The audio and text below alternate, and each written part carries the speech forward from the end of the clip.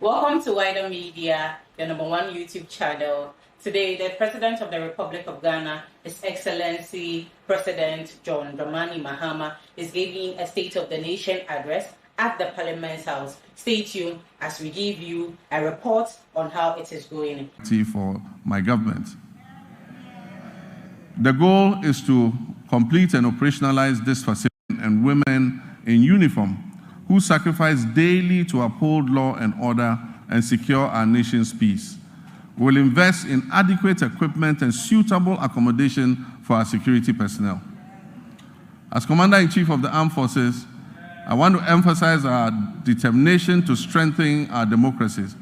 This is particularly true given the troubled proliferation of military-grade weapons that have fallen into unauthorized hands.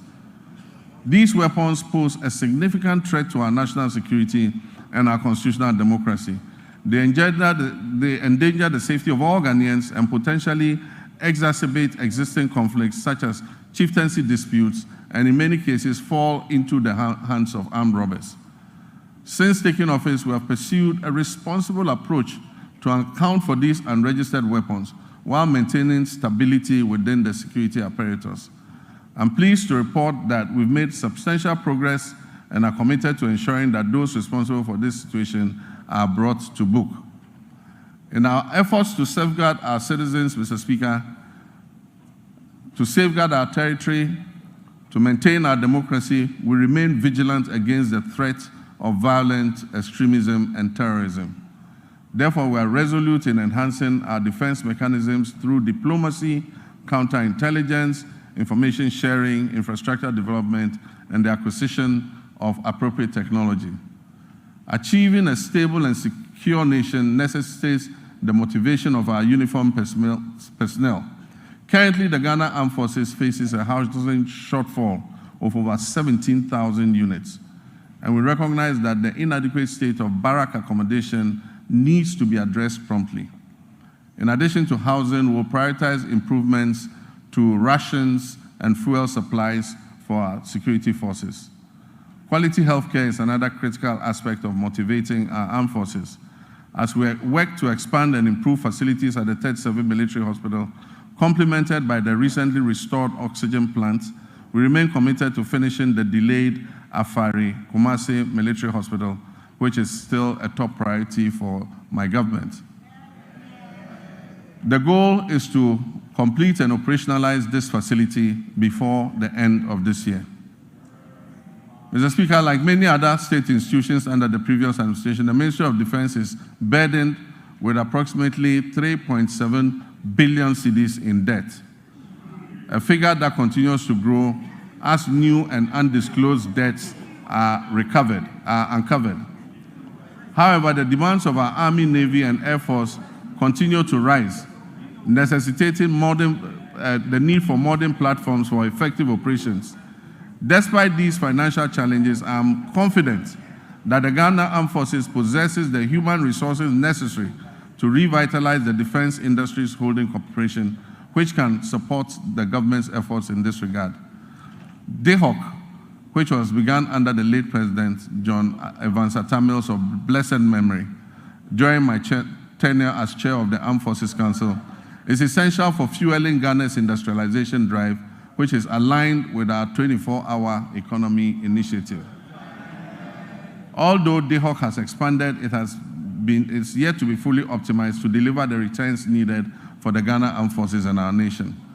I've tasked the Minister for Defense with incorporating innovative and significant private sector participation into DHOC's operations to harness its considerable potential for economic growth. Mr. Speaker, Ghana's strong international reputation was reaffirmed by the historic participation of foreign leaders during the swearing-in of the President, myself, and Vice President Nana Jane Opoku-Agyeman on January 7th, 2025. Mr. Speaker, it reflects the confidence our country's stability and democratic progress has engendered in the international community. Ghana remains committed to its Pan-Africanist ideals, non-alignment, democracy, and global cooperation and the rule of multilateralism, embracing a policy of friends to all and enemies to none. We'll continue to cultivate diplomatic ties based on mutual respect and shared values. Mr. Speaker, Ghana is open for business. Our policy on economic diplomacy focuses on export diversification, foreign investment, and job creation. A new blueprint and delivery unit at the Ministry of Foreign Affairs with clear performance indicators will be launched soon to ensure foreign engagements yield tangible benefits for our people. Because of emerging security threats, especially on our borders, Ghana is committed to security initiatives, particularly in the Sahel region. We'll maintain a continuous engagement with our Sahelian neighbors and continue to work with them to resolve the difficult situation that they are confronted with. I've appointed a special envoy to help sustain diplomatic relations with our Sahelian neighbors, aiming to achieve their reintegration, if possible, back into our regional bloc. Mr. Speaker, we'll expand passport application centers nationwide to reduce processing times to 7 days. We wish that a passport will be delivered within 7 days from the date application is submitted. These comprehensive reports at the passport office is going to align with our vision of a 24-hour economy. The passport office is going to work 24 hours to process passports that have been applied for. Mr. Speaker, as we reset Ghana to serve Ghanaians better, government will also revamp the labor administration institutions in the country. We'll promote social dialogue and foster harmonious industrial relations among stakeholders. In the coming months, the National Tripartite Committee, led by the Sector Minister, will organize a national labor conference to discuss pertinent issues affecting labor and employers. The recommendations are expected to influence and shape government's policies and programs in this sector. Mr. Speaker, we will launch the Ghana Labor Export Program, which would allow Ghanaians to go abroad and work with countries that we have signed agreements in specialized areas like engineering, technology, welding, carpentry, masonry, and nursing, teaching, and so many and so forth. The government will maintain strict fiduciary responsibility for the operation of the National Pensions Regulatory Authority and the Social Security and National Insurance Trust. This year, the NPRA will fully automate its internal operations and the pension industry will be regulated. This is critical to safeguarding the growing pension fund assets. As part of measures to increase pension coverage in the informal sector, which currently stands at only 11%, the government will implement an informal sector pension inclusion initiative to increase participation in micro-pension schemes. Decentralization has been at the heart of our government system, yet key players in the process, such as assemblymen and women, often face neglect and inadequate compensation. Mr. Speaker, I did promise to pay modest allowance to our assemblymen and women, and I'm committed to keeping this promise. The Honorable Minister, when he presents the budget to this House, would have a provision for allowances for assembly members. Mr. Speaker, I have just unveiled the state of the nation as I came to meet it. I've also disclosed several measures that I intend to take to address the challenges we have inherited. Nonetheless, no matter how well-intentioned our efforts to reset our economy are, they will not yield the desired outcome without the support of the people of Ghana. And so to my dear countrymen and women, you have clearly and unmistakably expressed your displeasure with the poor governance and corruption that has existed in the past. Mr. Speaker, some of our compatriots did so even at the peril of their lives, just as our 28 February crossroads shooting national heroes did in the Gold Coast. May all such martyrs of democracy, those who have died in the process of elections and in the process of just exercising their civil rights, may they rest peacefully in the bosom of the Lord. Mr. Speaker, we will, as I promised, investigate these deaths and we will provide appropriate compensation to the families of those who have died during the elections. My brothers and sisters, you gave me a compelling mandate that leaves no one in doubt about your expectations of me and my government. You embraced the vision to generate new and well-paying jobs through the 24-hour economy initiative. The arrogance of power that you so much abhor will be a thing of the past. I will enforce and demand the highest standards of performance from those I have chosen to work with me to improve the circumstances of our country. I'll publish a code of conduct that they will be strictly made to abide by. Mr. Speaker, it would be remiss of me if I didn't admit that the entire economic value chain is currently in the internal ICU, in the ICU. As I recall mentioning a few intensive care units, as I recall mentioning a few years ago when we were still in opposition, the economy is even worse than we had envisaged. But this gives us ample opportunity to be innovative in our efforts to resuscitate it. And so what are the key takeaways from me for the people of Ghana? 1, that we shall fight corruption effectively. 2, that we shall run a lean government of no more than 60 ministers.